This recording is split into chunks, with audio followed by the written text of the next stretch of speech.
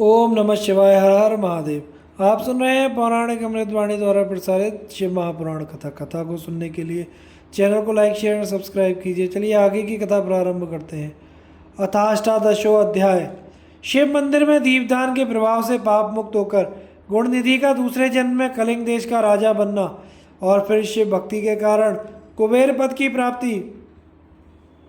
ब्रह्मा जी बोले, उन वृत्तांतों को सुनकर वह दीक्षित पुत्र अपने भाग्य की निंदा करके किसी दिशा को देखकर अपने घर से चल पड़ा। कुछ काल तक चलने के पश्चात वह यज्ञदत्त पुत्र दुष्ट गुणनिधि थक जाने के कारण उत्साहहीन होकर वहीं रुक गया। वह बहुत बड़ी चिंता में पड़ गया कि अब मैं कहाँ जाऊँ, क्या करूँ। मैंने विद्या का अभ्यास भी नहीं किया, ना तो मेरे पास अत्यधिक धन ही है। दूसरे देश में तत्काल सुख तो उसी को प्राप्त होता है जिसके पास धन रहता है। यद्यपि धन रहने पर चोर से भय होता है, किंतु यह विघ्न सर्वत्र उत्पन्न कर सकता है। अरे, याजक के कुल में जन्म होने पर भी मुझ में इतना बड़ा दुर्व्यसन कैसे आ गया, यह आश्चर्य है। किंतु भाग्य बड़ा बलवान है, वही मनुष्य के भावी कर्म का अनुसंधान करता है। मैं भिक्षा मांगने के लिए नहीं जाता हूँ, मेरा यहाँ कोई परिचित भी नहीं है और ना मेरे पास कुछ धनी है। मेरे लिए तो कोई शरण होनी ही चाहिए। सदैव सूर्योदय होने के पूर्व मेरी माता मुझे मधुर भोजन देती थी। आज मैं यहाँ किससे मांगूँ, मेरी माता भी तो यहाँ नहीं है। ब्रह्मा जी बोले, हे नारद, इस प्रकार बहुत सी चिंता करते हुए वे वृक्ष के नीचे बैठे बैठे अत्यधिक दीनहीन हो उठा। इतने में सूर्य अस्ताचल को चला गया। इसी समय कोई शिव भक्त मनुष्य अनेक प्रकार की परम दिव्य पूजा सामग्रियां लेकर शिवरात्रि के दिन उपवास पूर्वक महेश्वर की पूजा करने के लिए अपने परिवारजनों के साथ नगर से बाहर निकला। शिवजी में रत चित्त वाले उस भक्त ने शिवालय में प्रवेश करके सावधान मन से यथोचित रूप से शंकर की पूजा की।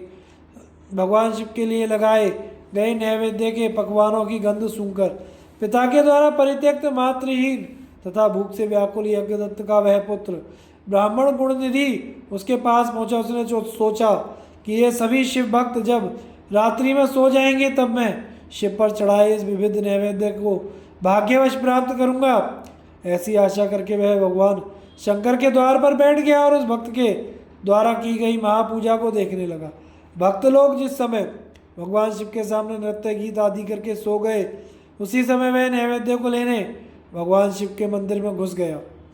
वहाँ जल रहे दीपक के प्रकाश को मंद देखकर पकवानों को देखने के लिए अपने उत्तरीय वस्त्र को फाड़कर बत्ती बनाकर दीपक को प्रकाशित कर यज्ञदत्त के उस पुत्र ने आदरपूर्वक शिव के लिए लगाए हुए बहुत से पकवानों के नैवेद्य को एकाएक सहर्ष उठा लिया। इसके बाद उन पकवान को लेकर शीघ्र ही बाहर जाते हुए उसके पैर के आघात से कोई सोया हुआ व्यक्ति जाग उठा। शीघ्रता करने वाला है, कौन है, इसे पकड़ो। इस प्रकार भययुक्त ऊंची वाणी में वह व्यक्ति चिल्लाने लगा। भयवश वह ब्राह्मण जब भाग रहा था, उसी समय वहाँ पुररक्षकों ने पहुंचकर उसे मारा, जिससे वह अंधा होकर तत्काल मर गया। हे मुने, यज्ञदत्त के उस पुत्र ने निश्चित शिव की कृपा से ही नैवेद्य खा लिया था, ना कि अपने भावी पुण्य फल के प्रभाव से। इसके पश्चात उस मरे हुए ब्राह्मण को यमलोक ले जाने के लिए 5 मुद्गर हाथ में लिए यम के भयंकर दूत वहाँ आकर उसे बांधने लगे। इतने में ही छोटी छोटी घंटियों से युक्त आभूषण धारण किए हुए हाथ में त्रिशूल से युक्त हो शिव के पार्षद दिव्य विमान लेकर उसे ले जाने के लिए आ गए। शिवगण बोले, हे यमराज के गणों, इस परम धार्मिक ब्राह्मण को छोड़ दो। यह ब्राह्मण दंड के योग्य नहीं है, इसके समस्त पाप भस्म हो चुके हैं। इसके अनंतर शिव पार्षदों का वचन सुनकर यमराज के गण आश्चर्यचकित हो गए और महादेव जी के गणों से कहने लगे। शंभू के गणों को देखकर डरे हुए तथा प्रणाम करते हुए यमराज के दूतों ने इस प्रकार कहा कि हे गणों, यह ब्राह्मण तो दुराचारी था। यमगण बोले, कुल की मर्यादा का उल्लंघन करके यह माता पिता की आज्ञा से परामुख, सत्य शौच से परिभ्रष्ट, संध्या तथा स्नान से रहित था। यदि इसके अन्य कर्मों को छोड़ भी दिया जाए तो इसने शिव के निर्माल्य चढ़ाए गए नैवेद्य का उल्लंघन किया है, अर्थात चोरी की है। इसके इस हे कर्म को आप सब स्वयं देख लें। आप जैसे लोगों के लिए यह स्पर्श के योग्य भी नहीं है। जो शिव निर्माल्य को खाने वाले, शिव निर्माल्य की चोरी करने वाले और शिव निर्माल्य को देने वाले हैं, उनका स्पर्श अवश्य ही पापकारक होता है। विष को जानबूझकर पी लेना श्रेयस्कर है और अछूत का स्पर्श कर लेना भी अति उत्तम है, किंतु कंठगत प्राण होने पर भी शिव निर्माल्य का सेवन उचित नहीं है। धर्म के विषय में आप जिस प्रकार प्रमाण है वैसे हम लोग नहीं है। हे शिवगण सुनिए, यदि इसमें धर्म का लेश मात्र भी हो तो हम उसे सुनना चाहते हैं। यम के दूतों की बात सुनकर शिव के पार्षद भगवान शिव के चरण कमल का स्मरण करके कहने लगे। शिव के सेवक बोले, हे यम किंकरों, जो सूक्ष्म शिव धर्म है जिन्हें सूक्ष्म दृष्टि वाले ही जान सकते हैं, उन्हें आपस दृष्टि स्थूल दृष्टि वाले कैसे जान सकते हैं। हे यमदूतों, पाप रहे थे सिंह के दत्त पुत्र ने यहाँ पर जो पुण्य कर्म किया है उसे सावधान होकर सुनो। इसने शिवलिंग के शिखर पर पड़ रही दीपक की छाया को दूर किया और अपने उत्तरीय वस्त्र को फाड़कर उससे दीपक की वर्तिका बनाई। फिर उससे दीपक को पुनः जलाकर उस रात्रि में शिव के लिए प्रकाश किया। हे किंकरों, इसने उस कर्म के अतिरिक्त अन्य भी पुण्य कर्म किया है। शिव पूजा के प्रसंग में इसने शिव के नामों का श्रवण किया और स्वयं उनके नामों का उच्चारण भी किया है। भक्त के द्वारा विधिवत की जा रही पूजा को इसने उपवास रखकर बड़े ही मनोयोग से देखा है। अतः इन पुण्य प्रभाव से आज ही हम लोगों के साथ शिवलोक जाएगा। वहाँ शिव का अनुगामी बनकर कुछ समय तक उत्तम भोगों का उपभोग करेगा। तत्पश्चात अपने पाप रूपी मैल को धोकर यह कलिंग देश का राजा बनेगा, क्योंकि यह श्रेष्ठ ब्राह्मण निश्चित ही शिव का प्रिय हो गया है। हे यमदूतों, अब इसके विषय में कुछ कहने की आवश्यकता नहीं है। तुम लोग जैसे आए हो वैसे ही अति प्रसन्न मन से अपने लोक को चले जाओ। ब्रह्मा जी बोले, हे मुनीश्वर, उनके वाक्य को सुनकर प्राणमुख हुए समस्त यमदूत अपने लोक को लौट गए। हे मुने गणों ने यमराज से गुणनिधि के उस संपूर्ण वृत्तांत का निवेदन किया और शिवदूतों ने उनसे जो कहा था वह समाचार आरंभ से सुना दिया। धर्मराज बोले, हे गणों, तुम सब सावधान होकर मेरे इस वाक्य को सुनो। जैसा आदेश दे रहा हूँ वैसा ही प्रेम पूर्वक तुम लोग करो। हे गणों, इस संसार में जो श्वेत भस्म से त्रिपुंड धारण करते हैं उन सभी को छोड़ देना, यहाँ पर कभी मत लाना। हे गणों, जो श्वेत भस्म से शरीर में उद्दूलन करते हैं तुम उन सबको छोड़ देना और यहाँ कभी मत लाना। इस संसार में जिस किसी भी कारण से जो शिव का वेश धारण करने वाले हैं उन लोगों को भी छोड़ देना, यहाँ कभी मत लाना। इस जगत में जो रुद्राक्ष धारण करने वाले हैं या सिर पर जटा धारण करते हैं उन सबको तुम लोग छोड़ देना, यहाँ कभी मत लाना। जिन लोगों ने जीविका के निमित्त ही शिव का वेश धारण किया है उन सबको भी छोड़ देना, यहाँ कभी मत लाना। जिन्होंने दंभ या छल प्रपंच के कारण शिव का वेश धारण किया है उन सबको भी तुम लोग छोड़ देना, यहाँ कभी मत लाना।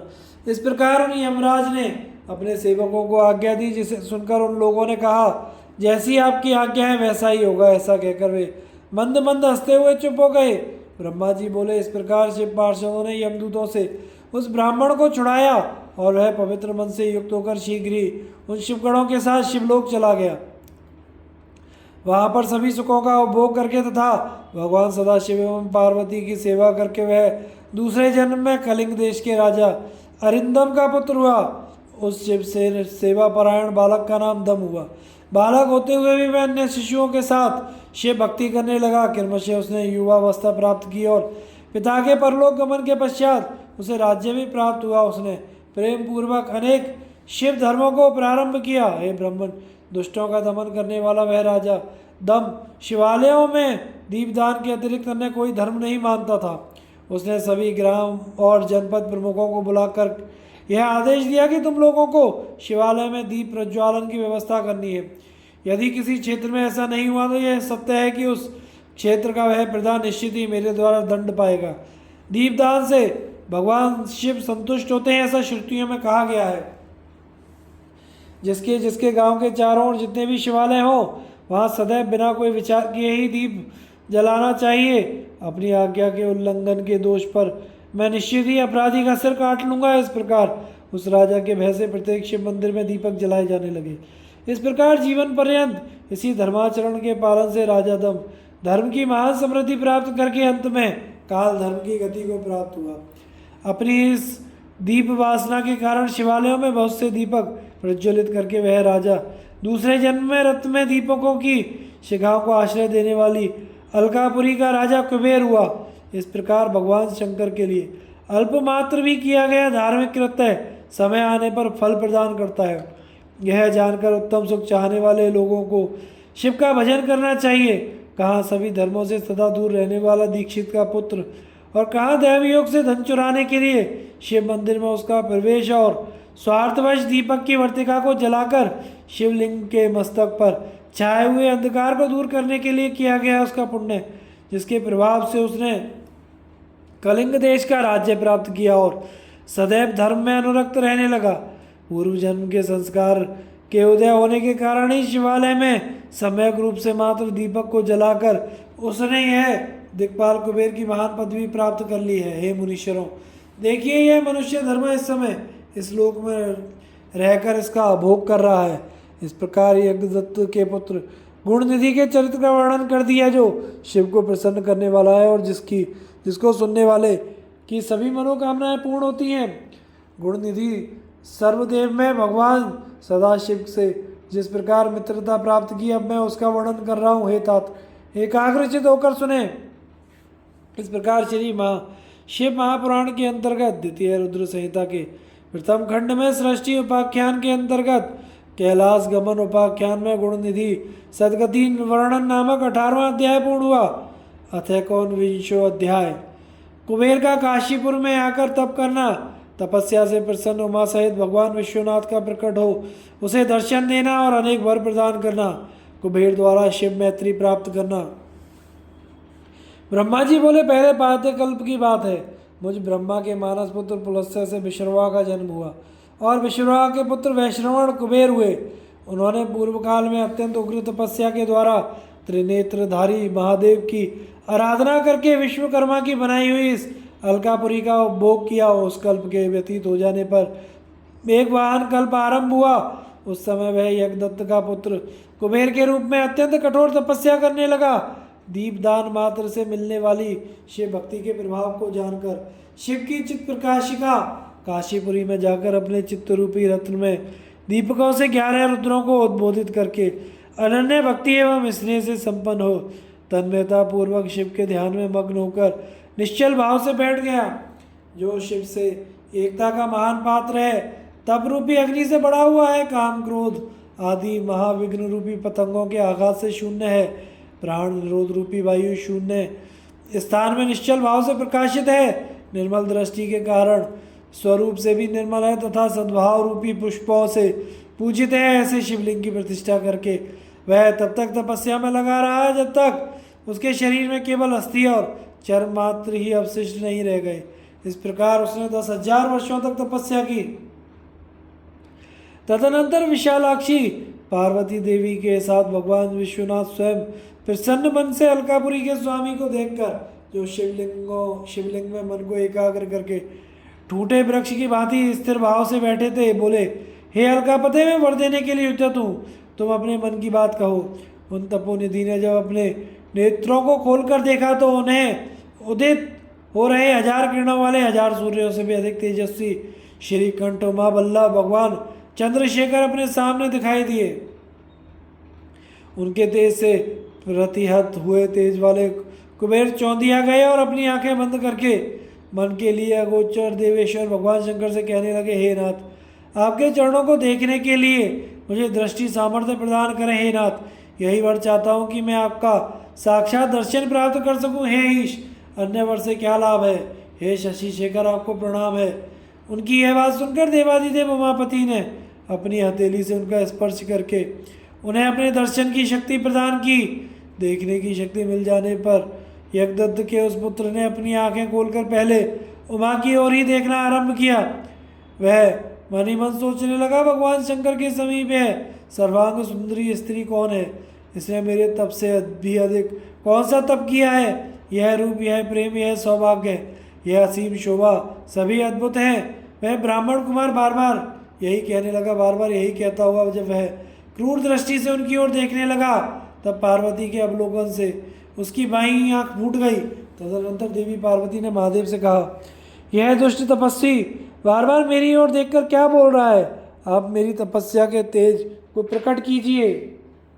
यह पुनः अपने दाहिने नेत्र से बार बार मुझे देख रहा है। निश्चित ही मेरे रूप, प्रेम और सौंदर्य की संपदा से ईर्ष्या करने वाला है।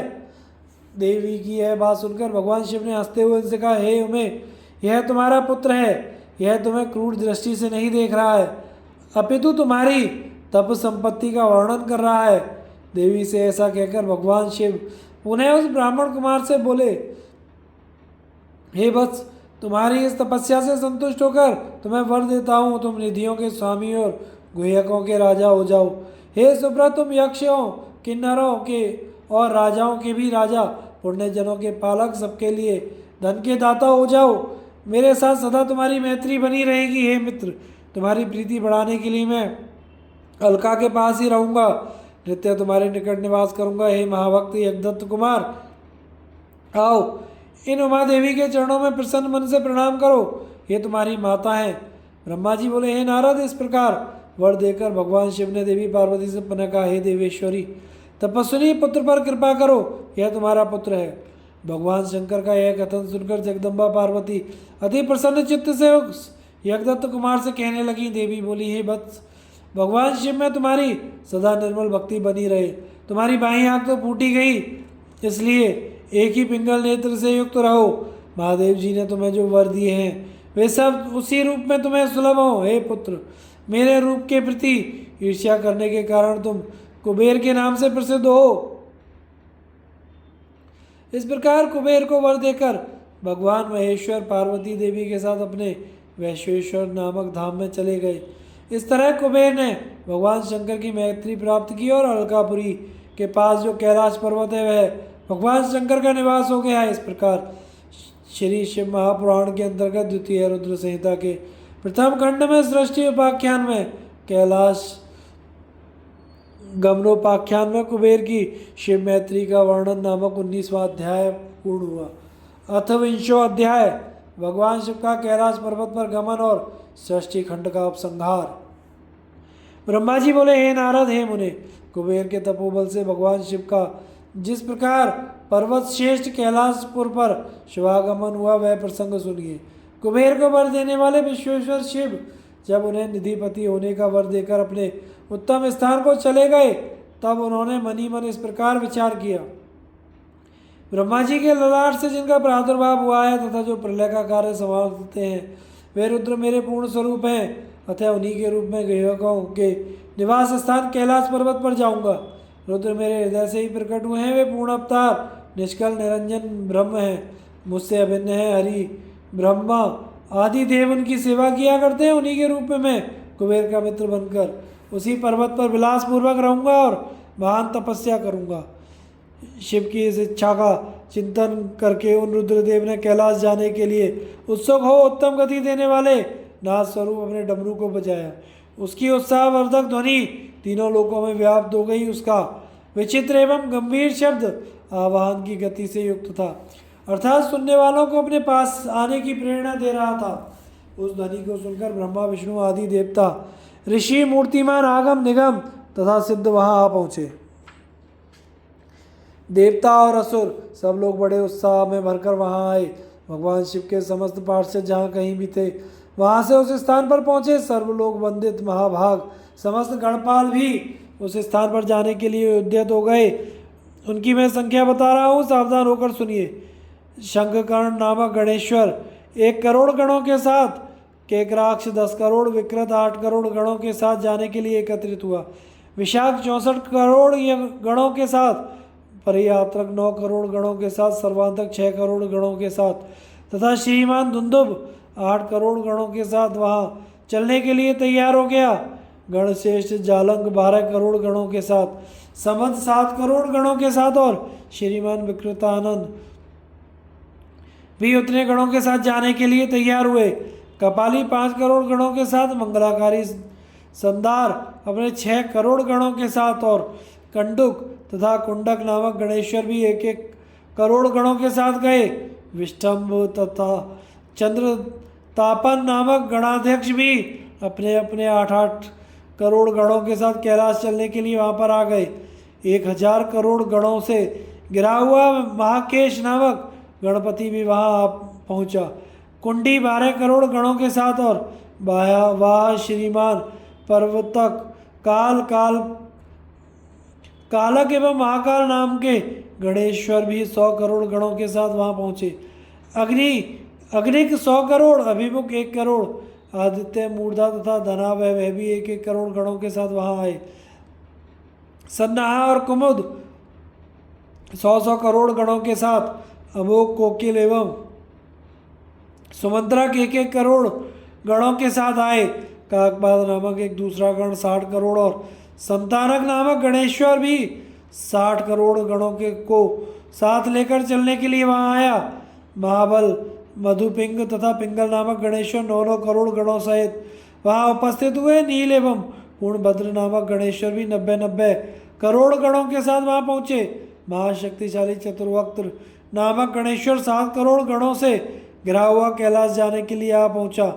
120,000 करोड़ गणों से आवृत होकर सर्वेश नामक गणेश्वर भी कैलाश चलने के लिए वहां आया। काष्ठागूढ़, शुकेश तथा वृषभ नामक गणपति 64 करोड़, चैत्र और स्वामी नकुली स्वयं 7 करोड़ गणों के साथ कैलाश गमन के लिए आए। लोकांतक, दीप्तात्मा, दैत्यांतक प्रभु, देव भृंगी, श्रीमान देवदेव प्रिय, ऋटि, अश्विनी, भानुक तथा सनातन नामक गणपति 64 करोड़ गणों के साथ वहां उपस्थित हुए। नंदीश्वर नाम के महाबलवान गणाधीश 100 करोड़ गणों के सहित कैलाश चलने के लिए वहां पहुंचे। इन गणाधिपों के अतिरिक्त अन्य बहुत से असंख्य शक्तिशाली गणेश्वर वहां कैलाश चलने के लिए आए। वे सब 1000 भुजाओं वाले थे तथा जटा मुकुट धारण किए हुए थे। सभी गण चंद्रमा के आभूषण से शोभायमान थे। सभी के कंठ नीलवर्ण थे। वे 3-3 नेत्रों से युक्त थे। सभी हार, कुंडल, केयूर और तथा मुकुट आभूषणों से अलंकृत थे। ब्रह्मा, इंद्र और विष्णु के समान अणिमादि अष्ट महासिद्धियों से युक्त करोड़ों सूर्य के समान दैदीप्यमान सभी गणेश्वर वहां पर आए।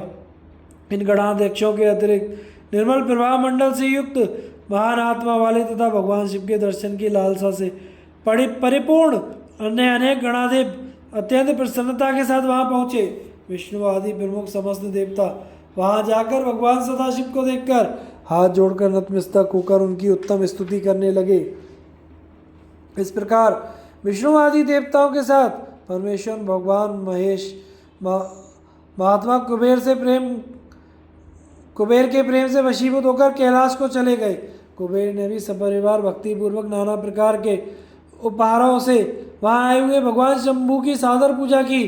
तत्पश्चात उसने शिव को संतुष्ट करने के लिए उनका अनुगमन करने वाले विष्णु आदि देवताओं तथा अन्य गणेश्वरों का भी विधिवत पूजन किया। इसके बाद उसकी सेवा को देखकर अति प्रसन्नचित भगवान शंभू कुबेर का आलिंगन कर और उसका सिर सूंघकर अलकापुरी के अति निकट अपने समस्त अनुगामियों के साथ ठहर गए। तदनंतर भगवान शिव ने विश्वकर्मा को अपने तथा दूसरे देवताओं के भक्तों के लिए उस पर्वत पर निवास हेतु यथोचित निर्माण कार्य करने की आज्ञा दी। हे मुने, विश्वकर्मा ने शिव की आज्ञा से वहां जाकर यथाशीघ्र ही नाना प्रकार की रचना की। उस समय विष्णु की प्रार्थना से शिव प्रसन्न हो उठे और कुबेर पर अनुग्रह करके वे कैलाश पर्वत पर चले गए। शुभ मुहूर्त में अपने निवास स्थान में प्रवेश कर भक्त वत्सल उन परमेश्वर ने अपने प्रेम से सबको सनात कर दिया। सभी प्रमुदित विष्णु आदि देवता, मुनिगण और अन्य सिद्धजनों ने मिलकर प्रेम पूर्वक सदाशिव का ही अभिषेक किया। हाथों में नाना प्रकार के उपहार लेकर सबने गर्मशय उनका पूजन किया और बहुत महोत्सव के साथ सामने खड़े होकर उनकी आरती उतारी। है मुने, उस समय आकाश से मंगल सूचक पुष्प वृष्टि होने लगी और अत्यंत प्रसन्न होकर गान करती हुई अप्सराएं नाचने लगी। सब और जय जयकार और नमस्कार के सुसंस्कृत शब्द गूंजने लगे। उस समय चारों ओर एक महान उत्साह व्याप्त था जो सबके सुख बढ़ा रहा था। उस समय सिंहासन पर बैठकर भगवान सदाशिव अत्यंत सुशोभित हो रहे थे और विष्णु आदि सभी लोग बार बार उनकी यथोचित सेवा कर रहे थे। सभी देवताओं ने पृथक पृथक रूप में अर्थ भरी वाणी और अभीष्ट वस्तुओं से लोक मंगलकारी भगवान शंकर का स्तवन वंदन किया। प्रसन्नचित्त सर्वेश्वर स्वामी सदाशिव ने उनकी स्तुति को सुनकर प्रेम पूर्वक उन्हें मनोवांछित वर दिए। हे मुने, अभीष्ट कामनाओं से परिपूर्ण प्रसन्नचित्त वे सभी देव मुनि सिद्धजन भगवान शिव की आज्ञा से अपने अपने धाम को चले गए। मैं भी विष्णु के साथ प्रसन्नता पूर्वक चलने के लिए उद्यत हुआ। तब श्री विष्णु और मुझको आसन पर बैठाकर परमेश्वर शंभु ने बड़े प्रेम से बहुत समझाकर अनुग्रह करके कहा। शिवजी बोले, हे हरे, हे विधे, हे तात, सदैव तीनों लोकों का सृजन और संरक्षण करने वाले ये सुरश्रेष्ठ, आप दोनों मुझे अत्यंत प्रिय हैं। अब आप दोनों निर्भय होकर मेरी आज्ञा से अपने अपने स्थान को जाएं। मैं सदा आप दोनों को सुख प्रदान करने वाला हूँ और विशेष रूप से आप दोनों के सुख दुख को देखता ही रहता हूँ। भगवान सदाशिव के वचन को सुनकर मैं और विष्णु दोनों प्रेम पूर्वक प्रणाम करके प्रसन्नचित्त होकर उनकी आज्ञा से अपने अपने धाम को लौट आए। उसी समय प्रसन्नचित्त भगवान शंकर निधिपति कुबेर का हाथ पकड़कर उन्हें अपने पास बिठाकर यह शुभ वाक्य कहने लगे। हे मित्र, तुम्हारे प्रेम के वशीभूत होकर मैं तुम्हारा मित्र बन गया हूँ। हे पुण्य आत्मन, भय रहित होकर तुम अपने स्थान को जाओ। मैं सदा तुम्हारा सहायक हूँ। भगवान शंभु के इस वचन को सुनकर प्रसन्नचित्त कुबेर उनकी आज्ञा से प्रसन्नता पूर्वक अपने धाम को चले गए। योग परायण सब प्रकार से स्वच्छंद सदा ध्यानमग्न रहने वाले भगवान शिव अपने गणों के साथ उस पर्वत श्रेष्ठ कैलाश पर निवास करने लगे। कभी वे अपने ही आत्मस्वरूप ब्रह्म का चिंतन करते, कभी योग में तल्लीन रहते, कभी स्वच्छंद मन से प्रेम पूर्वक अपने गणों को इतिहास सुनाते और कभी विहार करने में चतुर भगवान महेश्वर अपने गणों के साथ कैलाश की टेढ़ी मेढ़ी उबड़ खाबड़ गुफाओं तथा कंदराओं में और अनेक सुरम्य स्थानों पर प्रसन्नचित्त होकर विचरण करते थे। इस प्रकार रुद्र स्वरूप परमेश्वर भगवान शंकर, जो नाना प्रकार के योगियों में भी सर्वश्रेष्ठ हैं, उन्होंने अपने उस पर्वत पर अनेक लीलाएं की। इस प्रकार बिना पत्नी के रहते हुए परमेश्वर सदाशिव अपना कुछ समय व्यतीत करके बाद में दक्ष पत्नी से उत्पन्न सती को पत्नी रूप में प्राप्त किया।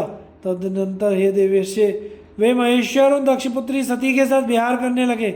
इस प्रकार सती के साथ पति रूप में लोकाचार परायण रहते हुए वे बहुत ही सुखी थे। हे मुनीश्वर, इस प्रकार मैंने आपको रुद्र के अवतार का वर्णन किया।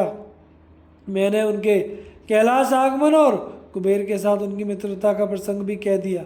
कैलाश के अंतर्गत होने वाली उनकी ज्ञानवर्धनी लीला का भी वर्णन कर दिया, जो इस लोक और परलोक में सदैव ही मनोवांछित फलों को प्रदान करने वाली है। जो एकाग्रचित होकर इस कथा को सम्यक रूप से पढ़ता है अथवा सुनता है, वह इस लोक में सुख भोग कर परलोक में मुक्ति प्राप्त करता है। इस प्रकार शिव महापुराण के अंतर्गत द्वितीय रुद्र संहिता के प्रथम खंड में सृष्टि उपाख्यान के कैलाशोपाख्यान में शिव कैलाश गमन नामक 20वां अध्याय पूर्ण हुआ। इति शिव महापुराणे द्वितीय रुद्र संहितायां प्रथम सृष्टि खंड समाप्त। दोस्तों, आगे की कथा का प्रसारण अगले भाग में करेंगे। चैनल को लाइक शेयर सब्सक्राइब करें। धन्यवाद।